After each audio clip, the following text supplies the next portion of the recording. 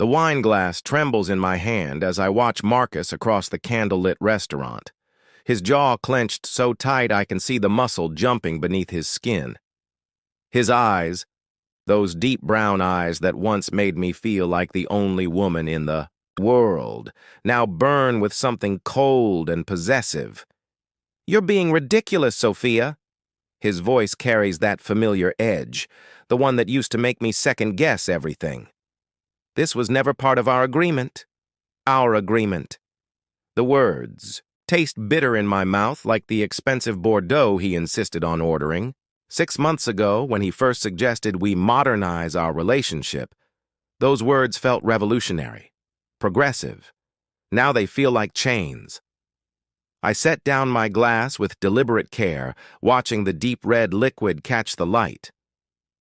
"You mean your agreement? The one where you get to explore your options while I sit at home like a good little girlfriend, waiting for you to remember I exist?" Something shifts in his expression, surprise maybe that I'm finally pushing back. The old. Sophia would have apologized by now, would have smoothed things over with a soft smile and gentle touch. But the old Sophia never met Daniel. The memory of Daniel's laugh sends warmth spiraling through my chest, a stark contrast to the ice in Marcus's stare. 2 weeks ago, at the bookstore where I work, Daniel had walked in looking for Neruda's poetry. When our fingers brushed as I handed him 20 love poems, something electric passed between us. Something real. "You've changed," Marcus says, and there's accusation in his tone. His perfectly manicured hand reaches across the table, but I pull mine away before he can touch me. The gesture feels like rebellion. Maybe I've just finally woken up. The words surprise me with their strength. Around us, the restaurant hums with quiet conversations and clinking silverware, but our table feels isolated, charged with tension. Marcus leans forward, his cologne, expensive, possessive, washing over me. "We talked about this, Soph. Open. Relationships require rules, structure. You can't just..." "Can't just what?" I interrupt, my voice rising slightly. A couple at the next table glances over. "Can't just expect the same freedoms you've been enjoying for months." His laugh is sharp, humorless. "It's different for men. You know that." The casual cruelty of it steals my breath. This is the man I've spent 3 years with. The man who once whispered poetry in my ear and promised me the world. Now he sits, across from me, completely comfortable with his double standard, as if my feelings are inconsequential. My phone buzzes softly on the table. A text from Daniel. "Still on for coffee tomorrow? Found a new book I think you'll love." The simple message sends a flutter through my stomach so different from the anxiety Marcus usually provokes. With Daniel, everything feels easy, natural, like breathing after being underwater too long. Marcus notices my phone, notices the way my expression softens. His eyes narrow dangerously. "Who is that?" I could lie. 6 months ago I would have. But something has shifted inside me. Some fundamental change that makes the old patterns impossible to repeat. "A friend," I say carefully. "A friend." He repeats the word like it tastes foul. "Since when do you have male friends I don't know about?" The possessiveness in his voice makes my skin crawl. This is the same man who's been seeing his yoga instructor for 2 months, who comes home smelling like strange perfume and expects me to smile and ask about his day. I stand abruptly, my chair scraping against the floor. I need some air. "Sophia, sit down." It's not a request. It's the voice he uses when he wants to remind me who's in control, who holds the power in our relationship. But I'm already walking away, my heels clicking against the hardwood floor with each step toward the door. Behind me, I hear Marcus calling my name, but I don't turn around. For the first time in months, I'm walking toward something instead of away from it. The night air hits my face like a caress, cool and clean after the suffocating atmosphere inside. I pull out my phone with shaking fingers and type, "Coffee sounds." Perfect. I have so much to tell you. As I hit send, I realize this isn't just about coffee anymore.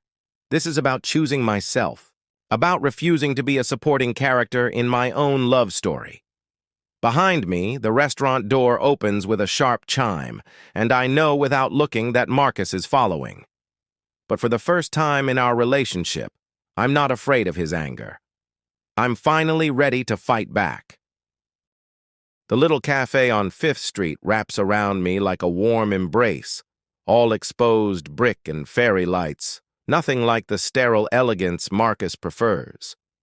I arrive 10 minutes early and choose a corner table, my hands trembling slightly as I smooth down my vintage sundress.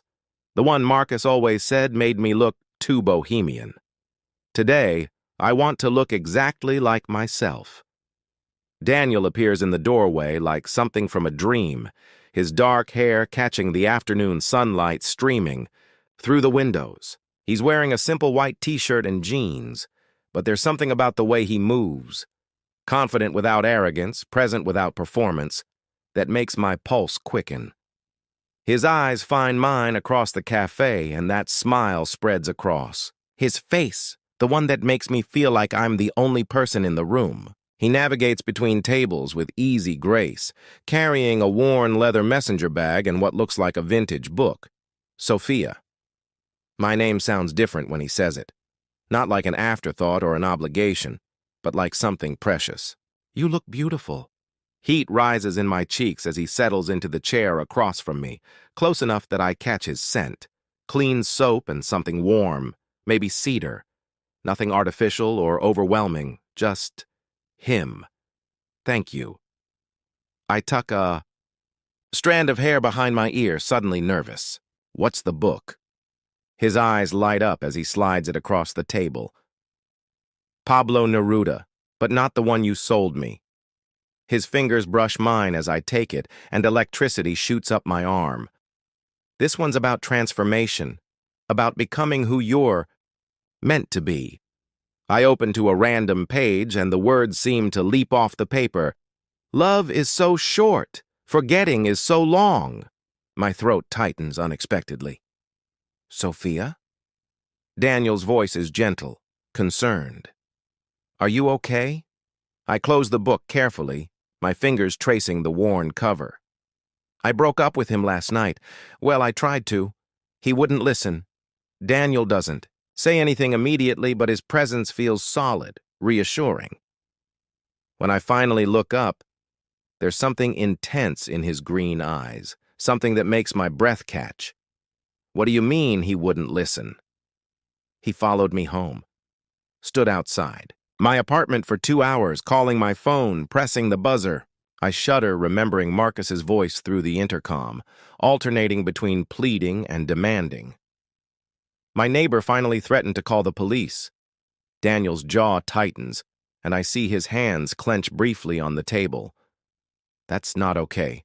Sophia, that's controlling, manipulative. Yeah, I'm starting to figure that out. I attempt to laugh, but it comes out shaky. God, how did I not see it before?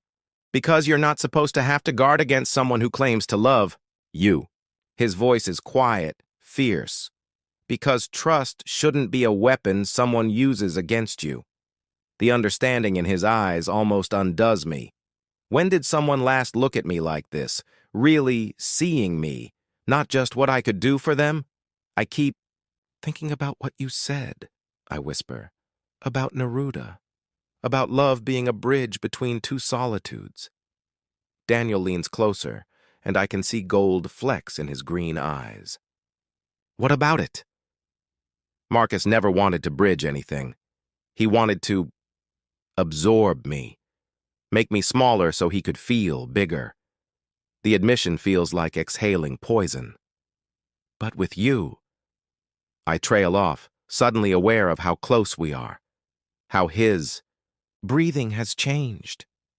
The cafe seems to fade around us, all warm light and possibility. With me? He prompts softly. With you, I feel like myself. but more than myself. Does that make sense? His smile is tender, devastating. Perfect sense. He reaches across the table, his fingers hovering just above mine, not quite touching, but close enough that I can feel the warmth of his skin. Can I confess something? I nod, not trusting my voice.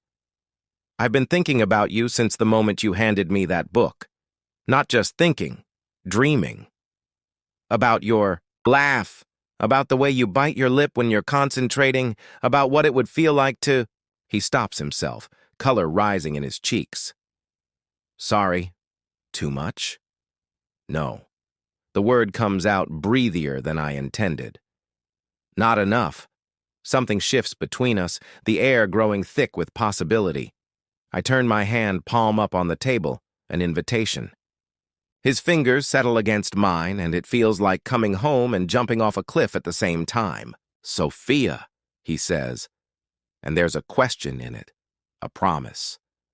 My phone buzzes insistently on the table. Marcus's name flashes on the screen, along with a string of increasingly frantic messages. The spell breaks, reality crashing back. I should. Go, I whisper, but I don't move my hand from Daniel's. Should you? His thumb traces across my knuckles, sending shivers up my arm. Or do you want to choose something different this time? The question hangs in the air between us, loaded with possibility and danger and hope. We walk through Riverside Park as the sun begins to set, painting the sky in shades of rose and gold.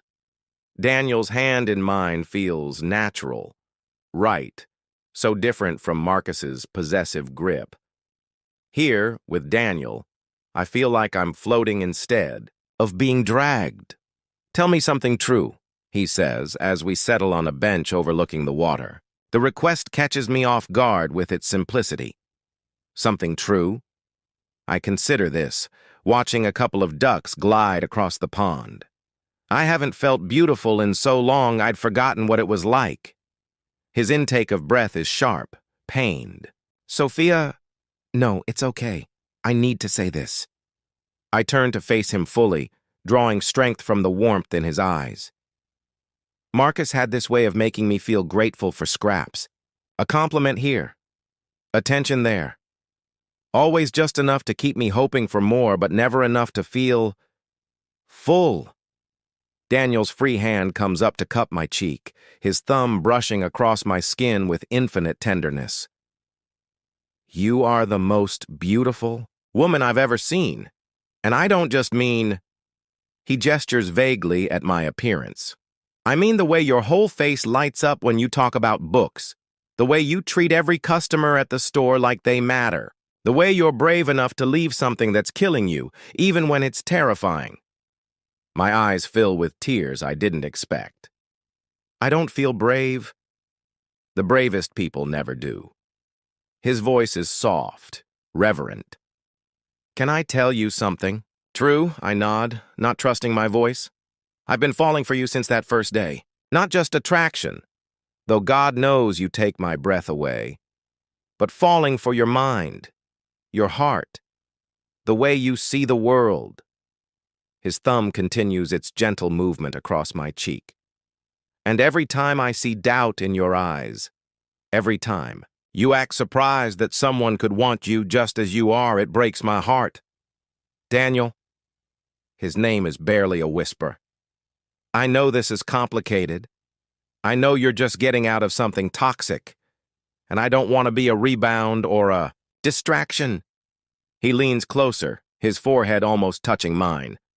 But I need you to know that what I feel for you is real. It's patient. It's not going anywhere.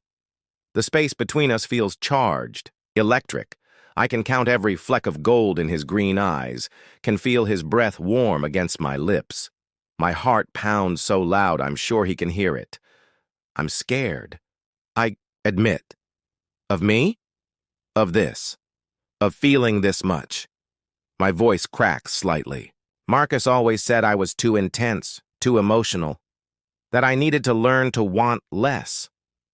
Daniel's eyes flash with anger, but his touch remains gentle. You were never too much. You were with someone who was too little. The truth of it hits me like a physical blow. All those times I made myself smaller, quieter, less.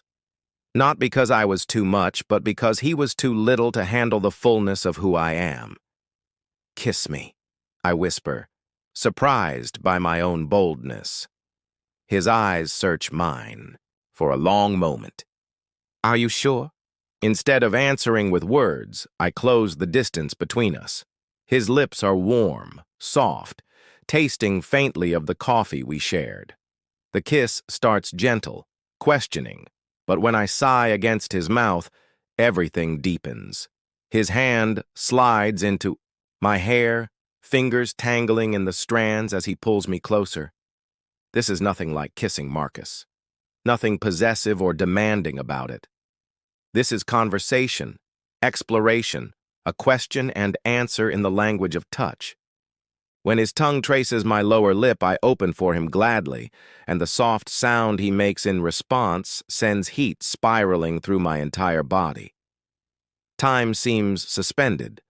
There's only the warmth of his mouth, the gentle pressure of his hands, the way he makes me feel cherished rather than conquered. When we finally break apart, both breathing hard, I feel dizzy with want and wonder. Sophia. My name on his lips sounds like a prayer. I know this is crazy, I say against his mouth, not ready to move away. I know it's too fast, too complicated. I don't care. His voice is rough with emotion. I don't care about timing or complications. I care about you. My phone explodes into sound. Not a text this time, but a call. Marcus's name flashes on the screen like an accusation. I let it ring once, twice, then reach to decline it. But before I can touch the screen, Daniel's hand covers mine. Answer it. What? His eyes are steady, serious. Answer it. Tell him you're with someone who actually deserves you. Tell him you're done. The phone continues to ring between us, a bridge between my old life and whatever this could become. My finger hovers over the screen, trembling with possibility and terror. I answer the call, but Daniel doesn't let go of my hand. His fingers intertwine with mine, solid and warm, anchoring me. Finally. Marcus's voice cuts through the evening air, sharp with irritation. I've been calling for hours. Where are you? That's not really your concern anymore. I'm surprised by how steady my voice sounds. Not my concern? His laugh is bitter, familiar. Sophia, you're being childish. Come home so we can talk about this like adults. I am being an adult. I'm making my own choices. There's a pause, and I can practically hear him recalibrating, switching to the voice he uses when he wants to manipulate me back into compliance. Baby, I know you're upset about our conversation last night, but you're overreacting. You know I love you. Daniel's jaw tightens at the endearment, but his thumb continues its soothing circles across my knuckles. The simple gesture gives me strength. If you loved me, you wouldn't have followed me home. You wouldn't have spent 6 months sleeping with other women while expecting me to wait for you like a faithful dog. It's not the same thing, and you know it. His voice is getting sharper now, more aggressive. Men and women are different. What I do doesn't threaten our relationship the way it would if you... If I what, Marcus? If I acted like an equal partner instead of your property? Daniel squeezes my hand, and when I look at him, his eyes are full of pride and something deeper, something that makes my heart race. Property? Marcus's voice rises. Jesus, Sophia, who's been filling your head with this feminist bullshit? Is this about that guy from your work? The one who's been texting you? Ice floods my veins. How do you know about... I stopped by the store today. Your little friend Jenny was very chatty about your new friend. The word drips with venom. Daniel, right? The poetry lover? Daniel goes completely still beside me, every muscle in his body tense. I can see the moment he realizes what this means. That Marcus has been watching me, tracking my movements, violating my privacy in ways I'm only beginning to understand. You had no right. I had every right. Marcus's voice explodes through the phone. You're my girlfriend. Or have you forgotten that while you've been playing games with your little bookworm? Games? My voice is deadly quiet now. Is that what you think this is? Daniel tugs gently on my hand, and when I meet his eyes, he mouths, "Speaker." I switch to speakerphone, and Marcus's voice fills the space between us. I think you're having some kind of breakdown and making decisions you're going to regret. But I'm willing to forgive this phase if you come home right now. Daniel's eyes flash dangerously. Before I can stop him, he leans toward the phone. She's not having a breakdown, Marcus. She's having a breakthrough. The silence that follows is deafening. I can actually hear Marcus processing, his breath harsh through the speaker. Who the fuck is this? Someone who knows how to treat her the way she deserves. Daniel's voice is calm, controlled, but there's steel underneath. Someone who doesn't need to control her to love her. You have no idea what you're talking about.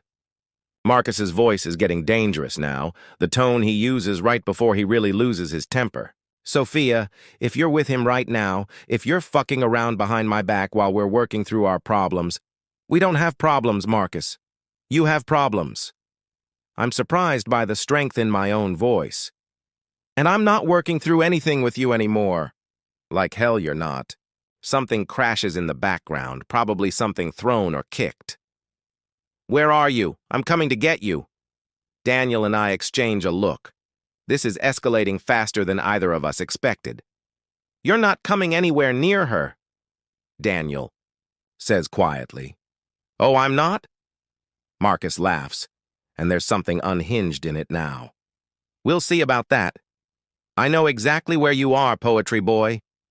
Jenny was very helpful about your little coffee dates. My blood runs cold. Marcus, don't you dare. Riverside Park, right? The bench by the duck pond? Very romantic. His voice is sing-song now, mocking. Stay right there. I'm 5 minutes away. The line goes dead. Daniel and I stare at each other for a heartbeat. Then he's pulling me to my feet. We need to go. Now. But even as we stand, I can see headlights turning into the parking area, moving too fast, too aggressive. My phone buzzes, with a text from an unknown number. Found you, Daniel, I whisper, fear and fury warring in my chest. He's here. The car doors slam like gunshots in the quiet evening air. Marcus emerges from his BMW like a man possessed, his usually perfect hair disheveled, his expensive shirt wrinkled. Behind him, two of his friends from his gym unfold themselves from the car. Jake and Trevor, both built like linebackers and just as intellectual. Sophia! Marcus's voice carries across the park, drawing stares from other couples enjoying the evening. Get away from him! Now! Daniel steps slightly in front of me, not possessive, but protective. The difference is everything. We're leaving, he says quietly, his hand finding mine.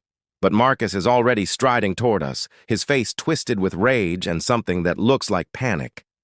3 years, Sophia, 3 years, and you throw it away for this nobody? The only nobody here is you, Marcus. The words escape before I can stop them, and I see him flinch as if I've slapped him. People around the pond are starting to notice the commotion. A young mother pulls her children closer. An elderly couple exchanges worried looks. Someone has their phone out. You want to do this here? Marcus gestures wildly at the growing audience. Fine. Let's do this here. Tell everyone how you're a cheating whore who... Daniel moves so fast I barely see it. 1 second he's beside me, the next he's toe-to-toe with Marcus, his voice deadly calm. Finish that sentence and see what happens. Marcus laughs. High and sharp. What, you're going to fight me? Over her? He looks around at the watching crowd, playing to them now. This is the woman who begged me for an open relationship, then threw a tantrum when I actually lived my life. That's not what happened. The words tear from my throat, fury giving me strength. You manipulated me into agreeing to something that was never equal, never fair. Oh, please. Marcus rolls his eyes dramatically. You were boring, Sophia. Sexually, emotionally, intellectually.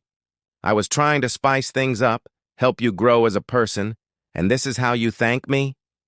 The cruelty of it, spoken so casually in front of strangers, hits me like a physical blow.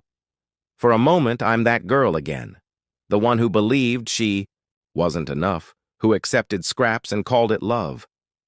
But then Daniel's hand finds mine again, solid and warm, and suddenly I remember who I really am. You're right, I say, my voice carrying clearly across the park. I was boring, because you spent 3 years convincing me that anything interesting about me was too much, too intense, too inconvenient for you to handle. Marcus's face twists. That's not, I was boring, because I made myself small enough to fit into your idea of what I should be. I step forward, drawing strength from the truth of it. But the amazing thing? The second I stopped trying to be your version of perfect, I discovered I was already someone else's version of everything. I turn to Daniel, whose eyes are shining with something that looks like amazement, like pride, like love. I'm not your property, Marcus. I'm not your backup plan or your consolation prize or your therapy project. I look back at him, this man, who consumed 3 years of my life. I'm not yours at all. You're making a mistake. Marcus lunges toward me, but Daniel catches his wrist effortlessly. She's making a choice, Daniel says quietly. Maybe the first real choice you've let her make in years. Marcus tries to pull free, his face flushing red. This isn't over. Yes, it is. My voice is steady now, certain. It's been over for months. I just finally stopped pretending otherwise. Around us, the crowd has grown. Someone is definitely filming now. I can see at least 3 phones pointed our direction. Marcus notices too, and for the first time, uncertainty flickers in his eyes. You'll regret this, he says, but the venom is gone, replaced by something that sounds almost like pleading. You'll come crawling back and I won't be there. Good, I say simply. He stares at me for a long moment, as if seeing me clearly for the first time in years. Whatever he finds in my face makes him take a step back. Jake, Trevor, we're leaving. He turns on his heel, but pauses. When this fantasy falls apart, don't call me. I won't, I promise. We watch them drive away, the BMW's engine roaring like a wounded animal. Only when the taillights disappear do I realize I'm shaking. Daniel's arms come around me immediately, and I melt into his warmth, into his strength, into the promise of something real. Are you okay? He whispers against my hair. I pull back to look at him, this man who saw me, really saw me, and thought I was worth fighting for. I'm free, I whisper, and kiss him under the rising stars. Around us, someone starts clapping. Then, someone else. Soon, the sound fills the air. Strangers celebrating my liberation, my choice to love myself enough to demand better. And for the first time in years, I feel like the protagonist of my own love story.